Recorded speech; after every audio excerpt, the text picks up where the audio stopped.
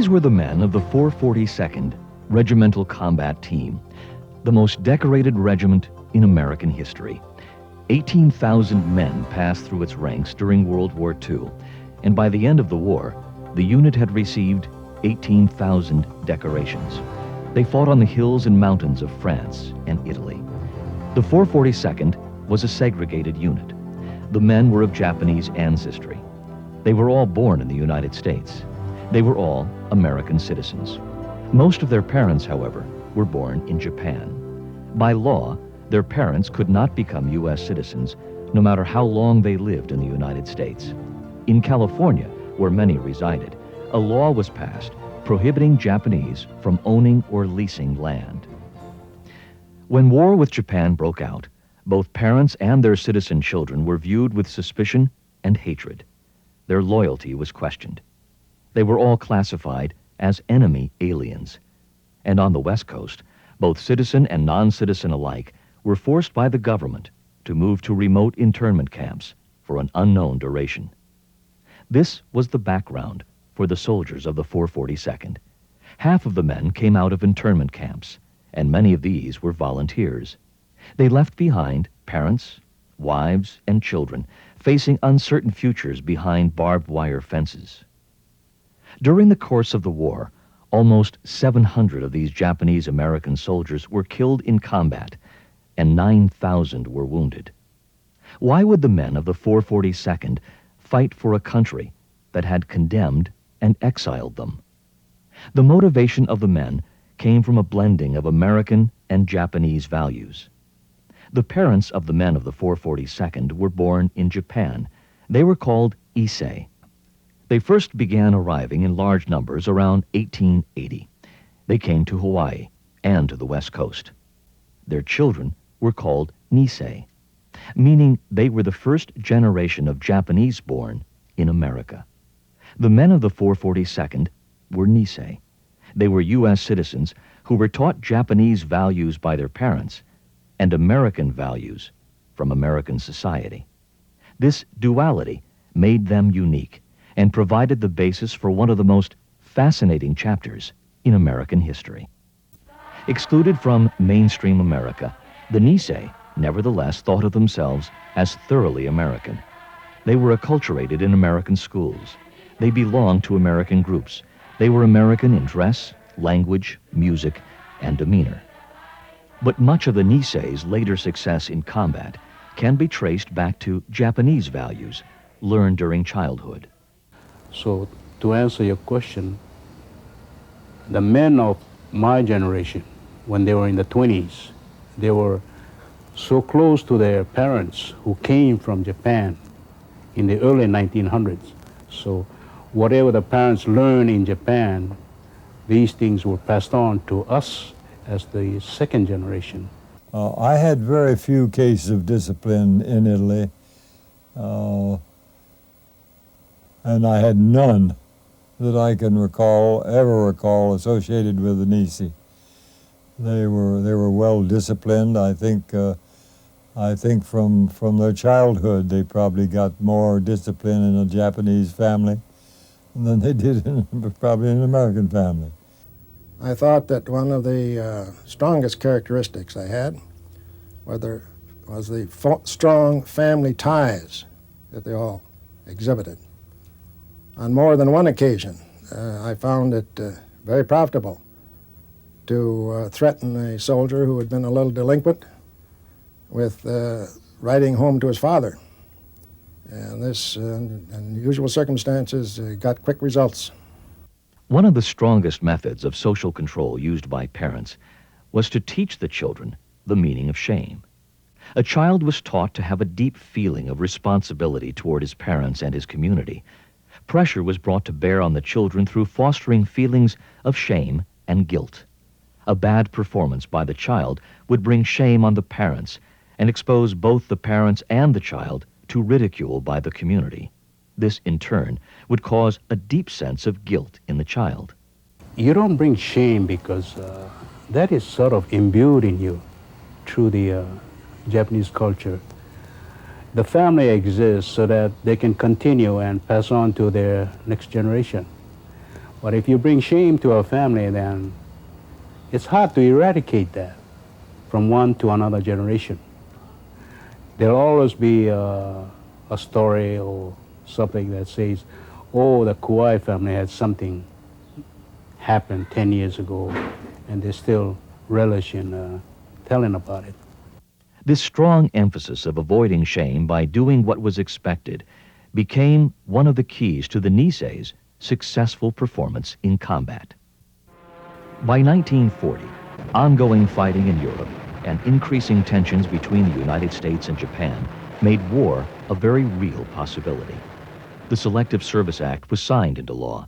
This meant that men of all races and color who were U.S. citizens could be drafted into the military. The mainland Nisei that were drafted were scattered around the country, usually assigned to do menial tasks. In Hawaii, some 1,500 Nisei were drafted into two units, the Territorial Guard and the National Guard. The Japanese have attacked Pearl Harbor, Hawaii by air. A date which will live in infamy.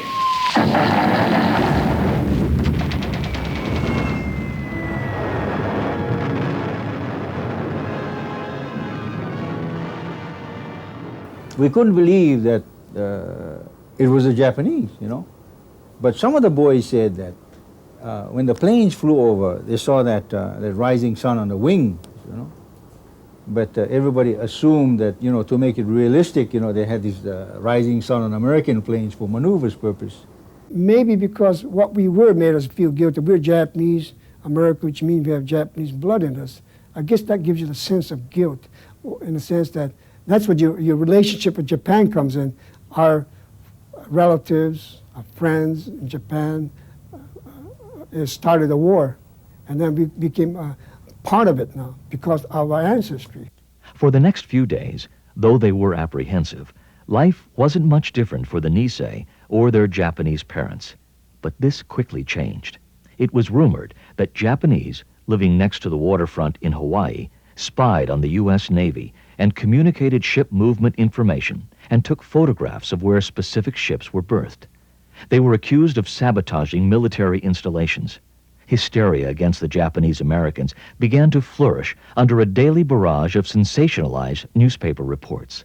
Finally, the Secretary of the Navy, Frank Knox, flatly stated that the Pearl Harbor disaster had demonstrated some very effective espionage and sabotage work by the Japanese community on Hawaii. It was later discovered that not one rumor, not one act of sabotage proved to be true. Senator Spark Matsunanga. All of this, and yet when things sort of quieted down a bit, they questioned our loyalty. And this was one of the most devastating blows we received. I, for one, of course, had not only been in uniform, but was temporarily in command of a company of men defending the whole island of Molokai. In fact, I was nicknamed at one time the CEO of the Rock, that is the commanding officer of the Rock. And then on May 29, I can't forget that day, I was told, along with the others, to turn over my arms, my sidearms to him. And believe you me, at that time I felt as though the last ounce of my loyalty and pride as an American was being squeezed out of me. On the mainland, the Nisei and their parents began to feel the effects of organized persecution. Groups such as the Native Sons and Daughters of the Golden West and various produce growers associations allied themselves politically for the purpose of ridding the West Coast of the Japanese. The government and the general American population feared the Japanese and their foreign culture. Many didn't realize that the traditional Japanese culture played a major role in directing the loyalty of the Japanese community towards the United States. Senator Matsunanga relates a letter received from his Hawaiian Japanese parents while he was on the U.S. mainland. They wrote to us and recited to us the old Japanese adage, umi no oya yori sodate no oya, which means the land which translated in broadly would mean your loyalty is owed to the land of your adoption rather than to the land of your birth. So they themselves felt that their loyalty was with America. And then they would say, you are an American. Your loyalty is with America. But I was very surprised when I found out that the people that I was going to school with didn't believe in me. We were Japs.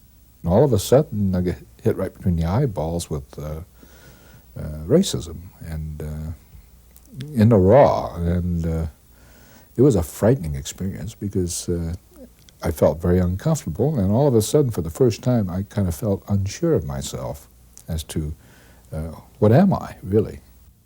Confusion and uncertainty were increased by the government's decision to close the draft to the Nisei. To do this, the Nisei were classified as enemy aliens, even though they were American citizens. Many Nisei felt like any other citizen that they had to do their part to help the United States. On the mainland, many joined the civil defense. Others helped raise money through bond rallies or helped with wartime construction. Even though it was shown that no treasonous activity was initiated by the Japanese community, the anti-Japanese inertia was not slowed. In February 1942, President Roosevelt signed an order paving the way for the mass incarceration of 110,000 people of Japanese descent who lived on the West Coast. It gave military commanders the authority to exclude people from designated military zones. The military commander of the West Coast was General John DeWitt. Right after Pearl Harbor, there was a great clamor on the West Coast from its citizens to do something about the Japanese who lived on the West Coast, for they were fearful that they might be a part of this attack on the United States. And so it was decided, and the wrong decision was made, in my opinion, to put them into concentration camps in the middle of the United States. And I was sent to the West Coast by General Marshall, who was Chief of Staff, to talk with General DeWitt, the Army commander on the West Coast, who had ordered the concentration and the camps. And I tried to dissuade him to close them, to let the people go home. But there was a lot of political issues behind it. There was no question as to General DeWitt's feeling toward the Japanese and their American citizen children. In 1943, he said, "A Jap's a Jap. It makes no difference whether he is an American citizen or not. You can't change him by giving him a piece of paper." DeWitt ordered the evacuation of all persons having as little as 1/8 part Japanese blood from the western half of the Pacific Coast states. By late March, less than a month from the time the evacuation order was given, the first large contingent of American citizens and their Japanese parents were moved to an evacuation camp. For many of the evacuees, this meant the selling of businesses and land that had been earned by working for decades in America, and they had very little time. I tried to sell my business, but on the very last day, someone offered me $3,500 for a whole market, including a truck and everything, all the merchandise in it, for $3,500, which hardly brought me a truck when I got back. By August 7th, 110,000 people, of which 2/3 were American citizens, had been moved to temporary areas, mostly racetracks, where the inhabitants lived in hastily cleared horse stalls. Later, they were moved to one of 10 permanent camps located in remote areas in the U.S. interior. In Hawaii, the military was not sure what the Nisei would do if there was an invasion of Hawaii by Japan. 6 months after the attack on Pearl Harbor, the 1,200 Nisei in the Hawaiian National Guard were grouped together and called into Schofield Barracks. There were about 1,200 of us, and they wanted to put us in an area according to the sergeant anyway. The sergeant was a Caucasian fellow, regular Army, you know. I still remember Sergeant Nichols. And Sergeant Nichols told us, we're going to go into the stockade area. And I asked the sergeant, hey, what gives, you know? Why are they putting us in the stockade, you know? And the answer was that this is the safest building around this area, which is made of concrete. And I told the sergeant, don't give me that. Delos Emmons, commanding general of Hawaii, asked the War Department to form the Nisei into a special battalion and transfer them to the United States mainland for further training. We were formed into a battalion, the 100th Infantry Battalion. But initially we were called the 100th Battalion Separate Provisional Battalion, which meant, of course, it was to be a labor battalion. And then we were put aboard the SS Maui, a converted troop ship, and we sailed not knowing where we were headed for. Nobody told us where we were going. And yeah, definitely that we were headed for concentration camp. Only a few of the men had time to say goodbye to their parents and relatives before being shipped out. Ben Tomashiro relates the story of one of these men. Well, the father said, you know, gave him the standard, you might say the standard Japanese advice. Which is what? Yeah, which is, you know, fight well for your country. Yeah, yeah. Don't be a coward. Yeah. And I don't care if you come home in a coffin, but don't bring shame to the family. On June 5th, 1942, when the Battle of Midway was raging, and when invasion of Hawaii was a possibility, the Hawaiian Provisional Battalion was shipped to the mainland. While en route, it was redesignated the 100th Infantry Battalion. Then we landed in Oakland, California. This was in June of 1942. And in Oakland, California, and their troop trains were waiting for us. This was our first train ride, you know, for Hawaiians. For many Hawaiian Nisei, this first visit to the mainland began to open their eyes. On the plantation, you never saw a Caucasian fella in the fields, you know, picking up horse manure, you know. You always saw them in the office, you know, and from the supervisor up, you know, you saw them. And when we landed in San Francisco, Oakland, and I saw this Caucasian fellow sweeping up the rubbish on a dock, you know, to me it was a cultural shock. You know, I've never seen a Caucasian guy picking up rubbish, you know. And as we went inland, you know, and went to Wisconsin and went on pass, and the rubbish picker was Caucasian. The guy, I went into the toilet, and the guy who was cleaning the toilet was Caucasian, you know. It was a cultural shock to me.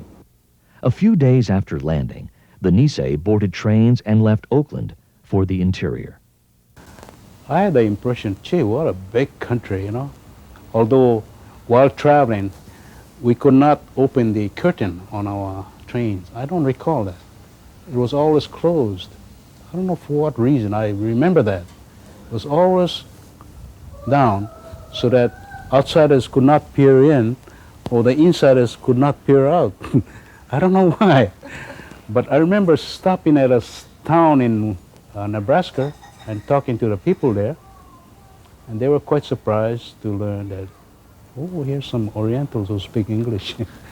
I remember looking back at the Rockies, you know, and no question, you know, the song of, you know, the words of America the Beautiful comes back to me, you know. Oh, beautiful for spacious sky, for amber waves of grain, for purple mountain majesties, that particular. And I remember sitting down at the window and looking at that thing for a long time, you know, immersed in my thoughts. When the train finally arrived at its destination, the men all breathed a sigh of relief. They were not to be imprisoned, but found themselves at Camp McCoy, Wisconsin. While at Camp McCoy, Wisconsin, as you know, we were given wooden guns to train with, and we were back in in close order drill. Now here we were veterans of the war already. It took the military a long time to decide what to do with us because we left in June. Remember, we had finished our basic already at Schofield, you know, and we were ready, trained, you know, went through our basic, and yet when they formed 100, they sent us in June to Wisconsin, and we trained again through the same basic from June to January, and then they sent us down to Mississippi, and we trained again. We were probably the most inspected or reviewed organization in the United States Army. It seems like we had somebody from the Second Army. We were under General Ben Lear of Memphis and Second Army, and we had somebody from the Second Army up there every week to look at us, see what we're doing, as well as magazine people too. The 100th's training record was superb. They received high praise from visiting observers. The caliber of officers of the 100th had much to do with the success of the unit. The commanding officer of the 100th Battalion was Colonel Ferrant Turner. Turner was born and raised in Hawaii and knew many of the men he commanded. The boys would gamble, and he'd raise hell about their gambling.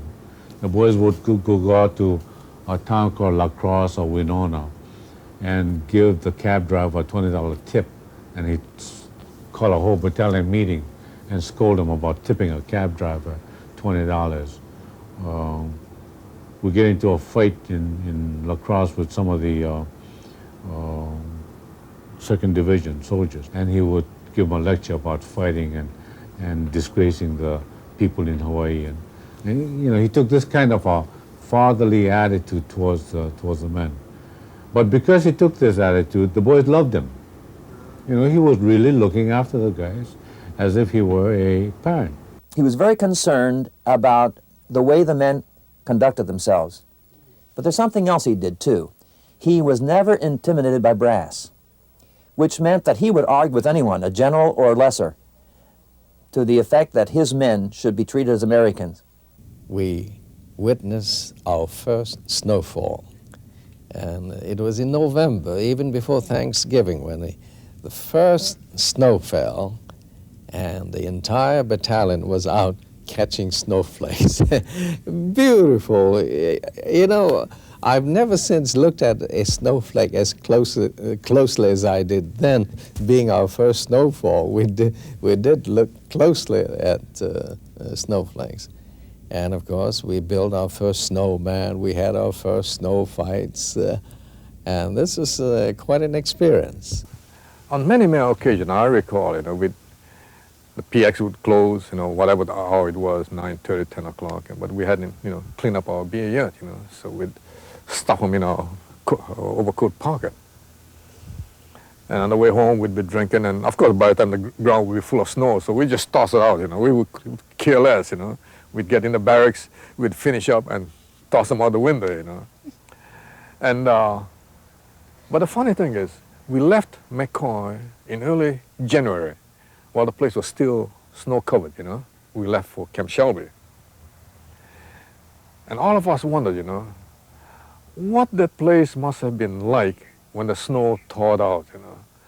The cans of beer, you know, that lined all around the barracks.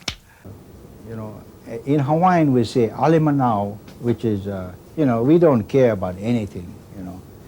And so the Hawaiian boys or the Hawaii boys says, you know, when they make love, they make love. You know, when they gamble with all their might, you know. And when they fight a war, they fight with all their might, you know. And everything we do with enthusiasm.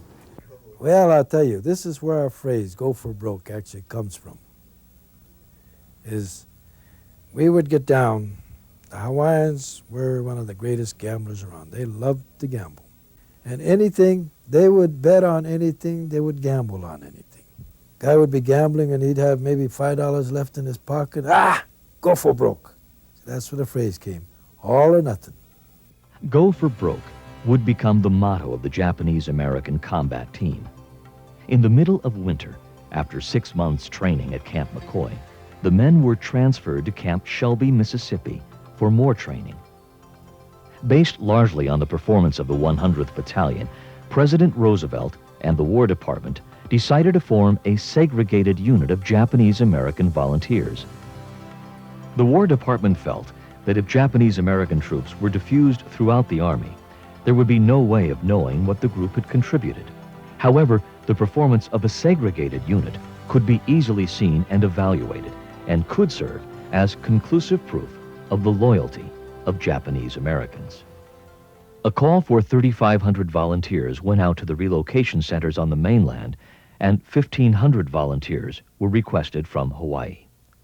Although it was to even out before the end of the war, the initial mainland volunteer response was disappointing to the War Department. Out of the 3,500 hoped for, only 1,500 men responded from the relocation centers. It was hoped that the majority of volunteers for the new unit would come from the centers. It would have been a dramatic demonstration of the melting pot philosophy, the interned sons of Japanese immigrants joining the war against Japan to prove their loyalty. The volunteer response from Hawaii, on the other hand, was overwhelming. The original quota of 1,500 men was met in a few hours. The Army disclosed that 9,507 men had volunteered. The Army then decided to up the Hawaiian quota to 3,000 men. Why did the men volunteer, and why was the response from Hawaii dramatically greater than that of the mainland? Many of the men from Hawaii had a totally positive outlook on the question of volunteering. They did not have the stigma of the relocation camps hanging over them. The Nisei on the mainland had, more motivation to prove that they were good Americans because they were discriminated from the day they were born as compared to people like us from Hawaii. We didn't have, I would say, as strong a motivation as they had, because in Hawaii, the discrimination wasn't that bad, growing up among all kind of ethnic kids. Everybody at that age, we were 18, 19, 20, 21 and all that. It was a great adventure to get out of your hometown and go somewhere else. Goro Sumida, who had been drafted and was already in training on the mainland, talks about why some of his friends volunteered. I think not only because of the war that they all volunteered. They found that we were getting good time in Wisconsin too. You see snow, you go see New York, you get all the sightseeing. Not all was bad because they treated us nice, you see. For many of the Issei parents of the volunteers, sending their sons to war was a way of paying off a debt owed to the United States. In the Issei, the Japanese custom of repaying obligations was a matter of honor. In many cases, particularly those from Hawaii, this young man who came to us was the family donation to the country. And in many cases, they never expected to see him again. Senator Inoue, speaking about his father. Secondly, he said, whatever is said or done, this country has been good to us. It has provided you with an education. It made it possible for me to have a job. And so we owe this country a lot. And you are the one to repay and to express our gratitude. And if in so doing, you must give up your life, so be it. To the mainland Japanese American in a relocation center, the question of volunteering was a complex one. Now, I think this is wrong. How can they come and ask us, are you going to bear arms for this country when they put you behind barbed wire fences? And as I had time to think these things over and thought about it, I felt that, well, you have to have a country. Some of the men were let out of the camps for temporary work furloughs. Anyway, we went into town with a group of other Japanese fellows that were with me and went to buy a restaurant. We looked inside and I saw a black man sitting in there eating. So I said, well, hey, we can go in here and they got a black man eating in there. So I said, let's go inside. And so we walked in and the guy looked at me and says, what are you, Japanese? I says, I'm an American. So you Japanese? I said, yeah, I'm a Japanese of American ancestry, you know, born in America. I said, well, we don't serve Japs here. The guy down the street will take care of you. So by then I was seething because, you know, he called me a Jap and tell me I can't eat there. So I walked out of there. I was so mad. I almost felt like going back to the camp and tell the United States to shut it. Mad. Every time I think about it, I get so mad. I almost felt like telling them I didn't want no part of the United States Army. But then after a while, I started thinking to myself, if I join the Army, and if I can do my part to help bring the Japanese up to the standards that the Americans expect of us, possibly, you know, we might be able to be accepted as 100% Americans and not as Japanese. I told my wife that. She understood. Having faced years of discrimination and hatred from outside the community, the men that considered volunteering knew they and their families would also be subject to animosity from within their own relocation center. And so I volunteered, and I think I was one of the first ones to volunteer in Arkansas, and won the hatred of many, many people. Well, they told me that I was a traitor to them, that I would volunteer for the country which put them into concentration camp. I remember my cousin in another camp, he had to sneak out at midnight from the camp in order not to embarrass his folks. And this was just a sad thing for me to know.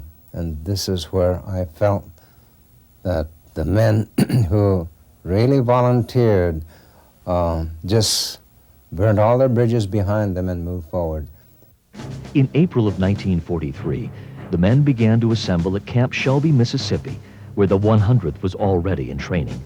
They were designated the 442nd Regimental Combat Team. The 442nd was put under the command of Colonel Charles W. Pence. The regiment was composed of 3 infantry battalions. The 100th, which had already been there for 6 months, was to become one of these battalions. In addition, the regiment had an artillery battalion, engineering and cannon companies, and a band. In the Deep South, many of the Hawaiian Japanese Americans saw overt racial prejudice for the first time. The first thing was I saw this paper, the New Orleans Times-Picayune. It said Senator Rankin, headlines is the invasion of the Southland by the Japs. Really, headlines. And a senator saying it. You know, being from a small town way out in Hawaii someplace, you know, you think, what is this? You know, see, because we're friendly with everybody. And you never run across anything like this before. And we even got into a fight once on a bus because the white bus driver was trying to tell this Negro boy who was in American uniform that he's supposed to sit in the back of the bus, you know. And he insisted. And when the Negro boy in an American soldier's uniform refused to sit on the back of the bus, the driver got up to try and drag him to sit in the last seat in the bus. And we started a hell of a fight in that bus, defending the rights of the Negro boy. And we started a hell of a fight in that bus. We threw the bus driver out of the bus, you know. And when we got to camp, the colonel heard about it, you know. And the colonel says, I don't want you guys down. This was in Mississippi, you know. He says, I don't want you guys to try and change the mores of the South. We got good scolding. I understand later that by edict of the town council and the army that all Japanese Americans were considered white and would drink out of certain fountains and sit in certain places on the bus and so forth. Like the 100th, the 442nd had mostly Caucasian officers who understood the men and their culture. So the camp commander came to Colonel Pence and suggested that the PXs be segregated, that one PX be set up for just Nisei and the others. The Caucasians would attend the other PXs. Colonel Pence refused, insisted that this unit had to be integrated with everybody else, and I think in that insistence, and he prevailed in it, that he did more good for the 442 than any other single individual.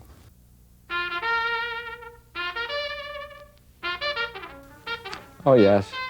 We were always issued, even since our average height was 5'4", I'm much taller, of course, than the average one. I'm 5'6". I'm 2 inches taller. No, but really, what I want to say is that they could never outfit us properly. The difficulty was, of course, size.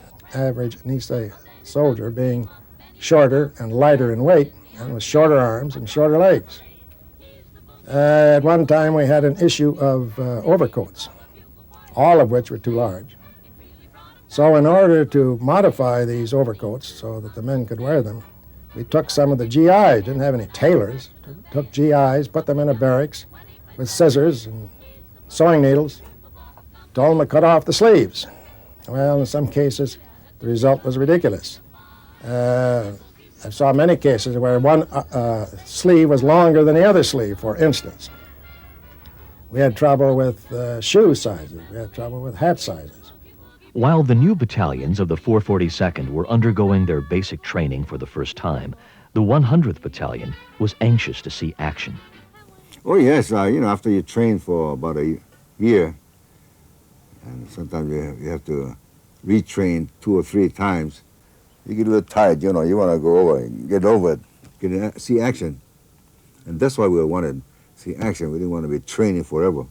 Soon the number of people inspecting the 100th began to increase. I think we were nearing the point then where the War Department was saying, we've got these guys, what are we going to do with them? We're training them for what? And that's what I felt. Something is coming pretty soon. If they're sending that many people down here to see what we can do. On August 21st, 1943, the 100th sailed for North Africa to fight the Germans. They arrived at Oran on the North African coast. First experience in Africa, I think that place was a dirty place. You go to the toilet, see, they didn't have toilet paper or nothing, see. Because when you go to town, you don't want to go to town because they didn't have toilet paper. A lot of them were using the French money, franc. That's the only paper we got. The 100th was attached to the 34th Division. The 34th was a veteran combat unit commanded by General Charles W. Ryder. I gave it to the 34th because it had such a fine commanding general, General Ryder, who'd been with me at West Point, and I knew him. And I knew that he would take good care of these men and give them every opportunity. And then the next day, after our arrival there, getting set up, General Ryder came down, and he assembled the officers and non-coms and gave us some of the background of the 34th Division and a little bit about what he thought our mission was going to be and where we might be going. He asked Colonel Turner, you think you can trust these men? Are they all right? Colonel Turner said, you can trust them. I'll take them any place that you want us to go. He said, that's good enough for me. By mid-1943, the war against the Germans was being fought in Europe by the United States and other countries of the free world who were called the Allies. They fought the Germans with 3 Allied armies, the Northern Group, the Central Group, and the Southern Group. The Nisei were sent to the Southern Group, commanded by General Mark W. Clark. On August 11, 1943, the 100th was sent from Oran to Salerno, Italy, for its initiation to combat. So we went into Salerno, and I had asked General Marshall before I left North Africa, when the Nisei battalion is ready for combat, send them to me. I want them in Italy. On September 22, 1943, 13 days after the invasion of Italy by Allied forces, the 100th Infantry Battalion landed at Salerno Beach.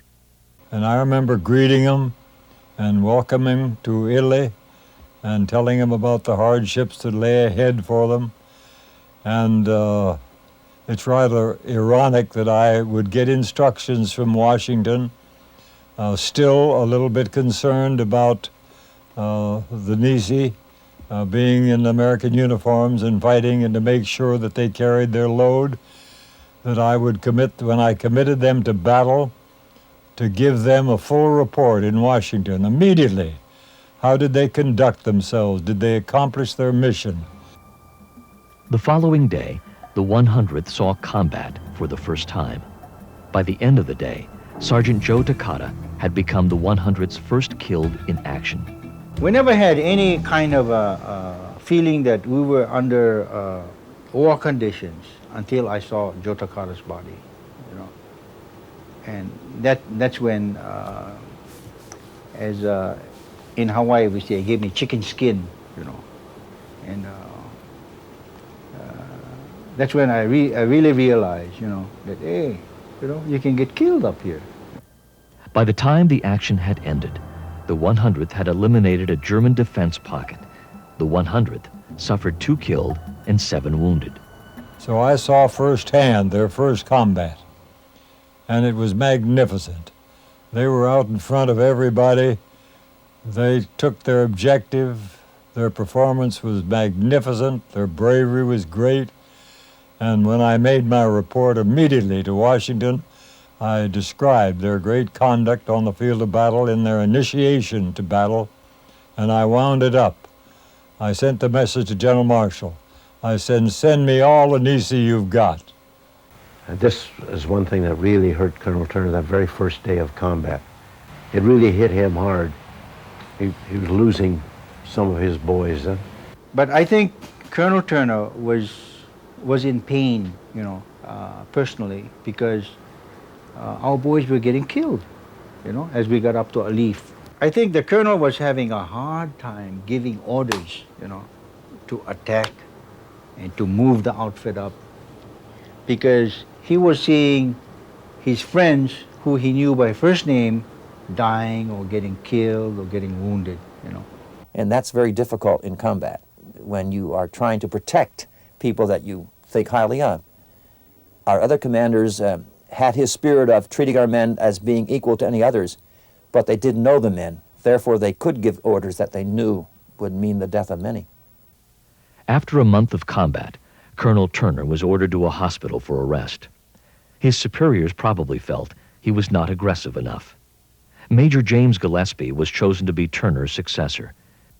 He was the first of several commanding officers who helped the 100th achieve its full combat potential. Overall, the 100th had 13 changes of command, mostly due to casualties. As the months passed, the men of the 100th began to gain a reputation as an exceptional combat unit. As they began to take heavy casualties, they were called the Purple Heart Battalion. A Purple Heart is a medal given to a person for being wounded in combat. So the 100th Battalion had a glorious record of accomplishment in Italy. I think that the ratio of Purple Hearts was about 2 to 3 per man in that outfit. Chaplains were assigned to the fighting units to tend to the spiritual needs of the soldiers. Chaplain Israel Yost was assigned to the 100th. Chaplain Yost was a Lutheran pastor. Many of the men of the 100th were Buddhist, and almost all had Buddhist parents. I tried to pick hymns that were appropriate. In passing, we might say, for example, I did not like to sing Faith of Our Fathers, because it always seemed to me strange that my men would be singing about the faith of their fathers in a Christian service. So I tried to pick hymns that were really ecumenical and not just those I was used to. The Allies were now on the offensive in Italy. To continue their push towards Rome, they had to penetrate the immensely fortified Gustav Line. The 100th was called on to help break through the line at Cassino. The area around Cassino saw some of the most concentrated aerial and artillery bombardment of the Italian campaign. The 100th suffered many casualties. But I think as the people read this story throughout the country of what these boys did, and there was no evidence of any disloyalty and certainly all of their decorations, and they gave their life for their country just like the other soldiers did. It changed a hell of a lot of people. Senator Matsunaga talks about a Caucasian soldier he met. And he said, that's right. And he said, you know, I'm proud of the 34th Division. He says, I don't need to take my hat off to anyone, but to you veterans of the 100 Battalion, he says, I take my hat off. And he doffed his cap and bowed to me. When the battalion had entered Italy at Salerno, it had numbered 1,300 men. After the attack on Cassino, the unit was down to less than half of that. The Purple Heart Battalion legend continued to grow. A call went out for replacements from the 442nd at Camp Shelby, and on January 19, 1944, the first of these replacements left for Italy. When the 442nd arrived in Italy, the 100th Battalion was attached to it. Pretty hard for anybody to swallow that 100th Battalion after they'd been in combat. They were so proud, rightfully so, that nobody could really take them over. The 100th was to be renamed the 1st Battalion of the 442nd, but they were proud of their record and were allowed to keep their 100th designation. Approaching Belvedere on June 26, 1944, the Nisei saw combat for the first time as a full regiment. For this battle, the 100th Battalion unit received the first Presidential Unit Citation for the combat team. The Presidential Unit Citation is the highest medal of valor that can be earned by a unit of soldiers. General Mark Clark personally decorated the battalion. All of you Americans of Japanese descent have a right to be proud today. You have demonstrated true Americanism and true American citizenship on the field of battle. You have realized the necessity of coming to this distant land and leaving your homes and your loved ones in order that you could destroy this enemy who would take from you the American way of life and the freedoms which we value so highly in America. And let me tell you again, the 34th Division is proud of you, the 5th Army is proud of you, America is proud of you. And I know that whatever future action you go into, you will conduct yourselves with glory and bring about the peace that we are entitled to. Good luck to you, and God bless you. For some, General Clark's appreciation was a mixed blessing. As a northern, raised in the north, when I ate rice as a pudding, as a dessert. When we got to Italy, Mark Clark thought so much of the 442nd that we got every bit of rice that came in the 5th Army. And we not only had rice for dessert, we had it for breakfast, dinner, and supper. And I got to where I could enjoy eating rice. It took a little doing to get used to it. To the new men of the 442nd, their first combat was not what they had expected. Really, and it's funny, but you know, you see these war movies and all that, and man, you think, well, I'm going there, and I'm going to do this and that, but when you get in the real thing, it's a horse of a different color. You change. And they were SS troopers. We met them head on, walking on the road. And that's when I told everybody, you know, I think I come from a samurai family, but my samurai blood drained out that day.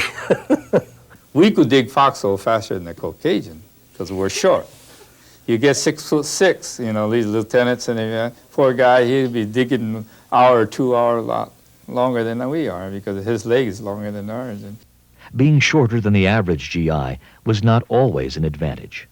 Every time we attack, we don't waste, possible we don't waste ammunition because we cannot carry that much ammunition like the big fellow have, right? Even our bazooka, where they carry 6 shells, our boys carry only 2 shells. For a small man, you cannot carry too much weight, you know. 1 month after their first combat, the 442nd had liberated 11 towns and villages and had taken 2 strategic hills. They were among the first to enter the strategic city of Pisa. In the 10 months since the 100th began combat, the Nisei had seen almost continuous fighting. The Japanese Americans only had 2 of their own captured while taking hundreds of prisoners and destroying vast quantities of enemy materials. Their aggressiveness on the battlefield reflected their childhood lessons. Even the fear of death could not erase the values planted so deeply years ago.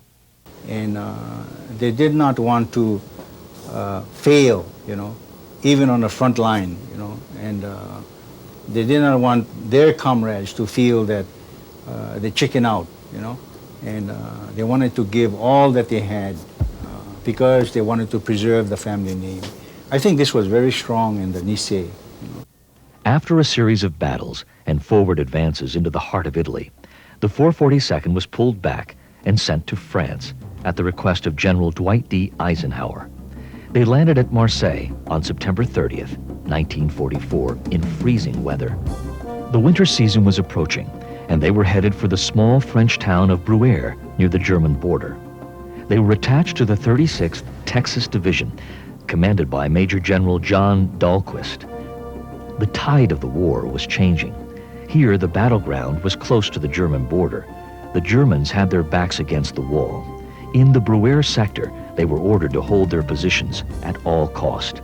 They had heavy concentrations of artillery, rocket and mortar fire. They had planted extensive minefields.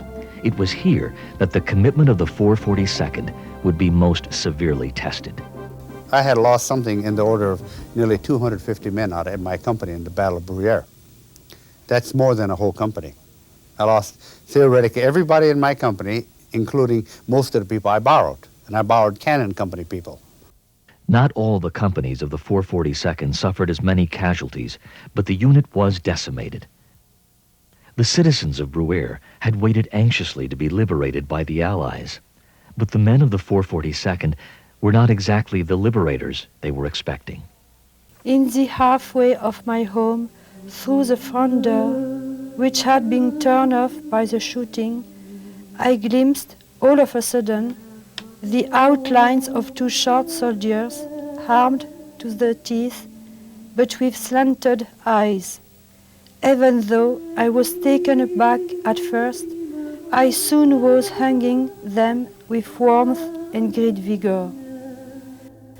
The 2 soldiers who kept repeating, "Hawaiians, Hawaiians," were offering us cigarettes. I was crying with happiness. On the threshold of my demolished house, with members of my family and neighbors who had run over to us. You were liberating soldiers who were above reproach, of a correctness of behavior and kindness which were exemplary. You suffered much and lost many of your people to liberate us, you who came from so far. After the war, the people of Brouwer built a monument dedicated to the soldiers of the 442nd.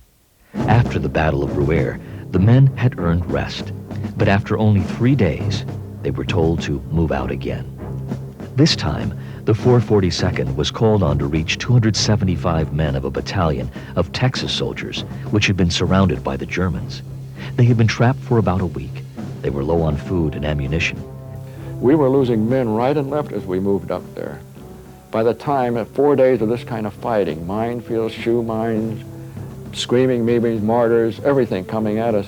But it so happened when I got up to the field hospital shortly after I got there, we knew that they had been committed because we started seeing those wounded coming back. I told Paul that I had never seen such carnage, such wounded. I think that last battalion push was the most gruesome thing and hardship on the people. Because people, both sides were mowed down like wheat, And I don't know if it was day 1, 2, or 3, we ran out of blood. And they started drawing blood from the people right there in the unit. And when you went to the mess tent to eat, you gave your pint of blood, and then you got to eat. So I have to think that if he made it, one of those Nisi came home with a pint of my blood. After 7 days of fighting, the 442nd finally reached the lost battalion. A couple of minutes later, the other guys start coming out of hose. said, hey, the 442 guys are here. And we got together, then it got a little softer and a little more loose, and we started giving cigarettes around. Then they started shooting small arms at us, and everybody hit the ground again. The mission had cost the 442nd heavily. About 800 casualties were suffered to save the 275 men of the lost battalion. General Dahlquist, the commander of the Texas Division, called upon Colonel Miller, our regimental commander, and said, I want you to assemble the regiment because I want to personally express to them my gratitude and the gratitude of the people of Texas. The next day, we assembled in a farm field, and when the general took one look, he began chastising our regimental commander, Colonel Miller. He says, Colonel, can't you take orders? I told you I wanted the whole regiment out here. Apparently you didn't wish to follow my orders, and you sent out most of your regiment out on pass. The colonel turned to the general and said, Sir, that is my regiment. In less than 4 weeks of fighting, beginning in Bruere, the combat team was down to less than half its regimental strength. The casualty list numbered almost 2,000. 140 men were killed. 1,800 were in hospitals. Since the day the 100th saw its first combat, the casualty list numbered in the thousands. The cost was enormous. Was it worth it? After the rescue of the lost battalion, Sheik Doi received word that his parents had been visited by night riders. Then here I'm saving the white folks from the Army, United States Army. And back home, my folks have been relocated, coming home back to the ranch, and they've been fired on by night rider. They've been dynamited, they've been burning my barn, and they fired a shotgun at my home. They scared my folks, and they couldn't buy anything. And here, I'm overseas, and I'm fighting for what they tell me, the liberty and everything else. Well, what liberty you're getting? Hisashi Kawano, who was my messenger, it's a private first class, said to be, after he had been mortally wounded, he said, Lieutenant, I know I'm going to die, but I have no regrets.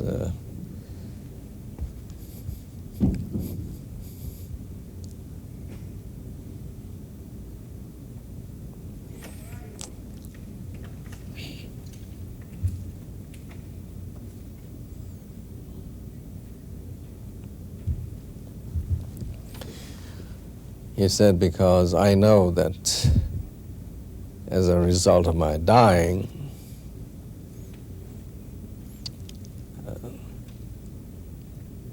those who will survive and our kids will have a better life. Word was getting back to the U.S. as newspapers and newsreels carried stories of the accomplishments of the unit. 5 presidential unit citations were earned in a 1-month period during the fighting for Bruere and the lost battalion. A 4-month light duty period gave the decimated 442nd a chance to recover. Then it was back to Italy, but this time without their artillery battalion. The Field Artillery Battalion was detached from the 442nd and moved up the Rhine Valley inside of Germany. They were among the first to reach and liberate the prisoners of the notorious Dachau concentration camp. It was ironic that some of these liberators still had families incarcerated in relocation centers back home. But I did ask Ike, who had the 442nd with him in France, I said, please send me back by Nice, and Ike did. In March of 1945, when the 442nd was shipped back to Italy, General Mark Clark personally greeted the regiment. They were to join in the final push to win the war in Italy. Extremely bad weather had bogged down the Allied advance and allowed the Germans time to fortify one last stronghold of defense, the Gothic Line. In 8 hours, the 442nd led a successful diversionary assault that turned into a full-scale attack. The unit received their 7th presidential citation for this action. During the action, Private First Class Sadao Munamori knocked out 2 machine gun nests and then saved 2 buddies by covering an enemy grenade blast with his body. He was killed by the explosion. PFC Munamori was awarded the Congressional Medal of Honor. The war was over in Italy by May 2nd, and the Germans surrendered on May 9th, 1945, to end the war in Europe. With a little Cub, Piper Cub type plane, a little light one. Then he threw something out, and it fell down about 100 yards from us, and some of the guys ran over and picked it up, and it was a Stars and Stripes newspaper. It was the best newspaper delivery we ever saw, because when they opened it up, it said, "War is over, peace at last," you know. The 100th and the 442nd were engaged in 7 major campaigns. The unit suffered 680 men killed in action. They received 9,486 Purple Hearts and 7 Presidential Unit citations. In all, over 18,000 decorations were earned. They had become the most decorated unit in U.S. military history. But after all the honors, the men wondered what they would find when they returned home. Suddenly, we saw the Statue of Liberty, out of the fog. That was the most beautiful sight we ever saw. We got back to Camp Patrick Henry, Virginia, and it was just in time for supper. So they told us where our mess hall was going to be and that they would like us there immediately. So we went over there, and I'll tell you, they had a big sign across the front that said, "Welcome home, 442nd, a job well done, the best." When I got discharged, and like I said, I got off of the bus, and every store you go out there, they had a sign that says, "Japs not wanted," In fact, the fellow that I ran relay with in the high school was running grocery. He won't even sell me the loaf of bread. Senator Inoue stopped in Oakland on his way home to Hawaii. Now, picture, if you can, me in my uniform with a captain's bar, a hook where my right hand should be, 4 rows of ribbon, topped with a Distinguished Service Cross, which is supposed to be second only to the Congressional Medal, with about 3 Purple Hearts. And I walked in there and I said, "I'd like to get a haircut." And the first thing he looked at me, he says, "What are you?" I couldn't understand his question. He said, "What am I?" "Yeah, what are you?" I said, "I'm an American." He says, "No, you're Chinese." "No," I say, "if you must know, my father was born in Japan and my mother is of Japanese ancestry." "Well, we don't cut Jap hair around here." After going through all of that, and I couldn't believe what I was hearing. And none of the other barbers took the pains to counter this. They all looked at me in disgust and a little hatred. I was tempted to do a little ruckus in there, break up the place, but what good would have served? Wouldn't have served any good purpose. So I just looked at him and I said, "I just feel sorry for you." And I walked out. Some Japanese Americans returning from the war or relocation centers were met with vigilante violence. Shots were fired at farmhouses. Some homes of Japanese Americans were set on fire, and a number of racially motivated beatings occurred throughout California. We left the war hoping that our sacrifices would not be in vain, because we had no way of knowing that our sacrifices paid off. Imagine how I felt in Oakland. At that time, I felt that, my God, all this sacrifice, and it had no effect whatsoever. In a way, it was a gamble. And many men never found out whether the gamble paid off. Now we know it did pay off. A movement was started to keep the Japanese from returning to the West Coast, but it lost momentum as voices began to be raised in support of the returning Japanese Americans. Newspapers began to defend the Japanese Americans based on the war record of the 442nd. Mrs. Hodding Carter talks of her husband. In 1945, came back to the Delta Democrat-Times, and he wrote a whole group of editorials, just the way he was thinking about all of what America really stood for. And then those editorials were submitted for the Pulitzer Prize by some of the kids on the paper.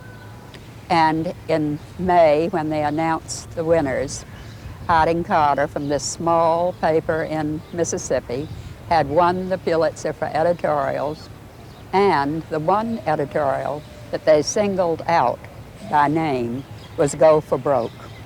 And of course, in 1946, the general public was not as strongly advised or knew as thoroughly as they were later to know about what the 442nd stood for.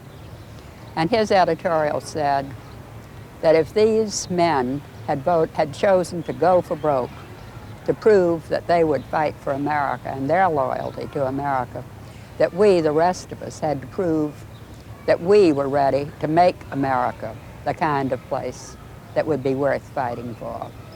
To the veterans returning to Hawaii, the reception was a joyous one. They were returning to Hawaii as heroes, heroes of a country and an ethnic people. But what about the future? What was next for these returning war heroes? Oh, when I came home, I thought my mom was the first person who would burst up in tears, but it was my father.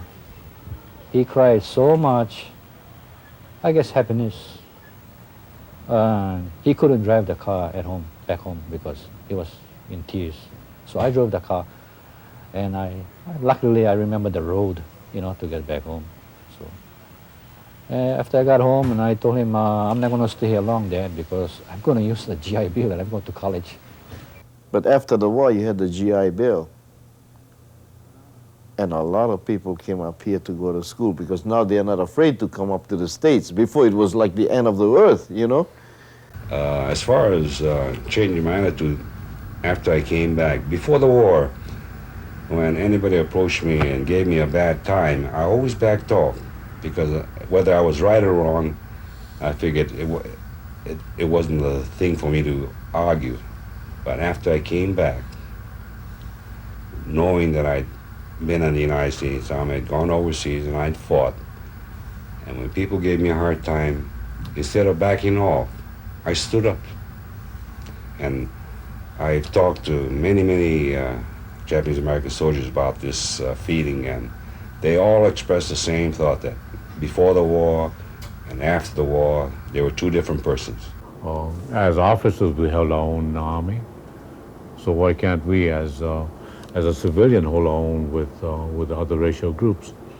The men of the 442nd provided the catalyst in ending almost half a century of discrimination and persecution of Japanese Americans. Harry Iwafuchi talks about an exhibit of the history of the 442nd. When I started working on this exhibit, is the first time I realized exactly how much the 100th and the 442 had done. And then I began to feel proud because we had done so much to remove all the alien laws that were in the books and to find the Japanese American people going into positions where they had never been able to get into before the war.